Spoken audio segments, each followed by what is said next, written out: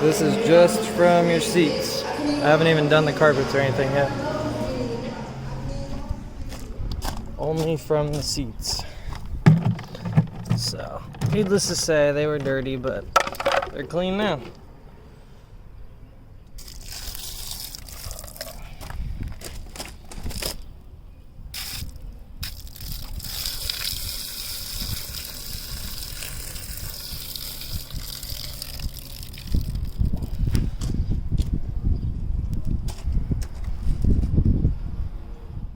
What is up, guys? Back to work on the Integra. It's a new day. I decided to come in this morning and carpet clean all the interior parts. So that way they're clean and ready to go back in once I'm done working on the inside of the car and I have the brake lines in and the wiring all done and everything up under the dash ready to go. So here you guys go. Here's a look at the interior. These are the back seats. They are super duper sun faded. You can kind of see on the inside edge what they should look like, but for how old they are, they came really clean and still look really good, and at least it'll be nice, smell good inside the car. The carpet was actually in really good shape. It's just a nice deeper black now, and it'll be nicer to work in there with it in and just cleaner. The seats again are kind of sun faded, but are really not in bad shape and cleaned up really nice actually. They were pretty dirty just from the car sitting for so long and stuff kind of just being stored in the car. The interior is going to look so much better. And then probably the worst of it was this back trunk mat. You can see up here there's some light spots and some rusty spots, and it you can't really get it out, at least not with my carpet cleaner. You know, it's 30 years old, so it is what it is, but I think I'm going to dye it black and it'll look 10 times better. So yeah, the interior will be ready to go when this thing's all said and done. I can put the interior back in, it'll be clean, fresh, go back together without me having to touch it. The interior will be just ready to roll. What is up? Another day. More progress on the Integra.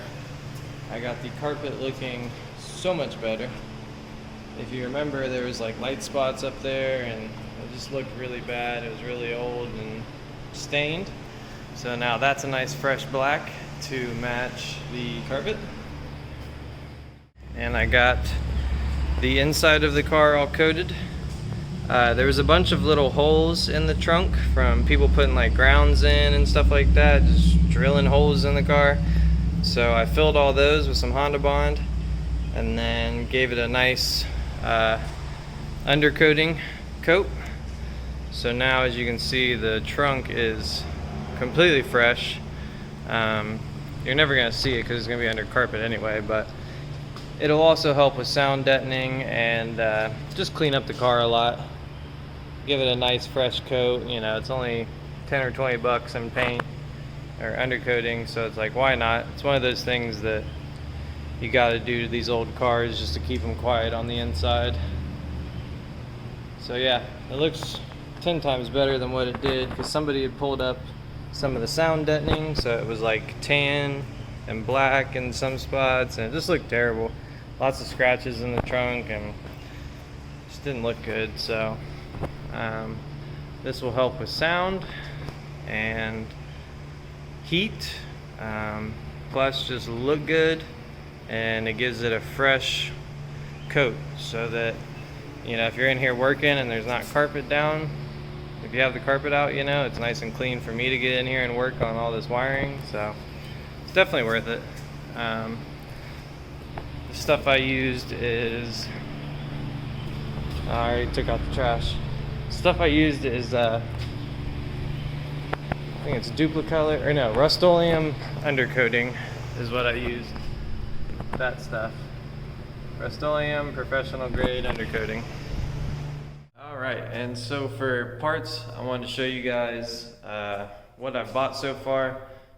Some stuff came from online, some stuff came from the parts store, and spent a good bit of money, but got a lot of really nice parts too. So I'll run you through what I bought and kind of why I had to buy it and why we needed it, and how it's going to make the car perform and how it's going to look. So here you go. Alright, so starting off with the normal stuff, we got Prestone antifreeze. I like these additives. That's for the antifreeze, this is for the oil. We got some Valvoline full synthetic with a Wix filter and a bolt-in washer for the oil pan. If you don't do this when you change your oil, you're kind of slacking. And then the car did not come to me with a battery, so I had to buy a brand new battery. I got the one that was actually for the car, fits the car. We got some quick connect terminals, some connectors, some rubber isolators to go over top of it and protect it. And then the rear struts were blown, so I got 2 new rear struts. That freaking hatch has already fallen on me once because it's only held up by a jack handle.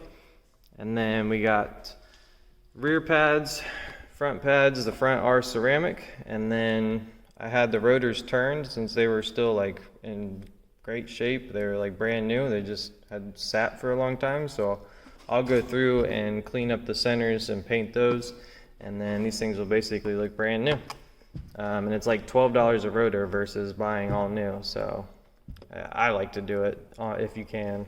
And then we got some regular OE wires with some NGK Iridium plugs. This is like a must for Hondas. Distributor cap and rotor. Both have warranties. Both just OE replacements. And then we got this tank online. It's on the cheaper side. It's just for the radiator overflow basically, so it's kind of overkill, but it'll look nice in there, and you have to have one instead of using just like a water bottle. DEI heat shield for anything that needs to go near hot stuff.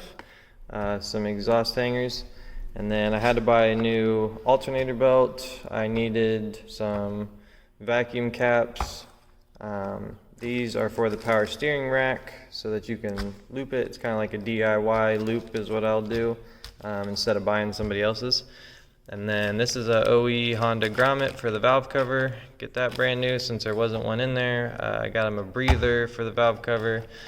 His filter is a K&N, so I cleaned it with the K&N kit and re-oiled it, and now it'll have a shield on it. And then he has the Downstar valve cover hardware and needed new O-rings for him. And then we got energy suspension bushings for the shifter. That's the rear, that's the front. And then nice ICT billet battery tray. Got this off of Summit, came super quick. I think it was like 70 bucks. This is definitely the way to go for relocating your battery. And then to top it off, we got a nice AEM fuel rail. This thing was like 100 bucks. It'll clean up his bay a ton. Make everything kind of complete and look nice, and then also his lines, his tucked lines and everything will work a lot better. So yeah, I think that explains everything. I'm sure there's gonna be a few miscellaneous parts and stuff that I'm forgetting, but yeah, this is what we're starting with at least, and then I'm sure we'll have to do some more little finishing touches and get some more little random parts, but yeah, I'm gonna get to work. All right, Alex, I don't know who's gonna be more happy about this, me or you, but I know the other day this thing fell on my hand and I was not happy about the whole lift gate jack handle jankiness. So yeah, check it out now.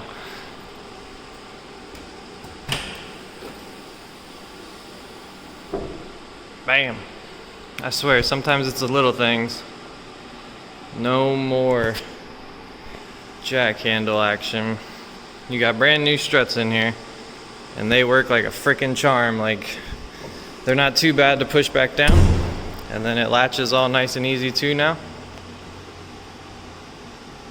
Well, that's gonna be it for this video. I figured I'd cut it off at showing the parts and save putting some of them on for the next video. I did get the valve cover on, new plugs in, and then started running the brake lines from the rear up to the front. I got those done. I got the valves lashed. The intake side was a little bit off.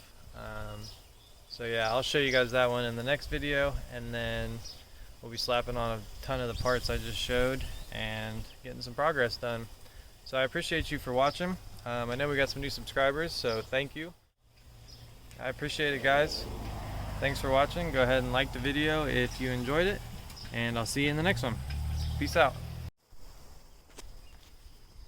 What are you doing, Wes? You chilling? It's nice out, isn't it? What do you think? What do you think? You say bye?